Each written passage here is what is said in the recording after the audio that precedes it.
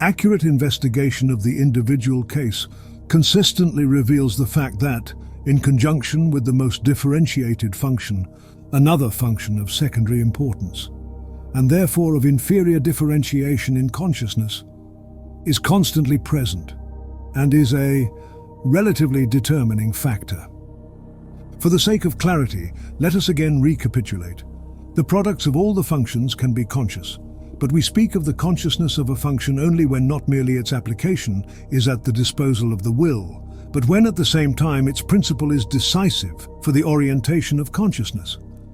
The latter event is true when, for instance, thinking is not a mere esprit de l'escalier or rumination, but when its decisions possess an absolute validity, so that the logical conclusion in a given case holds good, whether as motive or as guarantee of practical action, without the backing of any further evidence. This absolute sovereignty always belongs, empirically, to one function alone, and can belong only to one function, since the equally independent intervention of another function would necessarily yield a different orientation, which would at least partially contradict the first. But since it is a vital condition for the conscious adaptation process that constantly clear and unambiguous aim should be in evidence, the presence of a second function of equivalent power is naturally forbidden.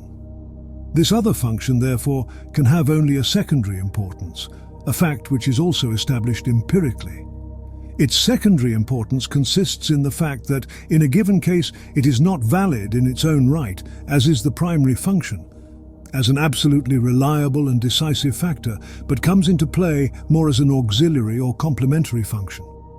Naturally, only those functions can appear as auxiliary whose nature is not opposed to the leading function. For instance, feeling can never act as the second function by the side of thinking, because its nature stands in too strong a contrast to thinking. Thinking, if it is to be real thinking and true to its own principle, must scrupulously exclude feeling. This, of course, does not exclude the fact that individuals certainly exist in whom thinking and feeling stand upon the same level, whereby both have equal motive power in consciousness.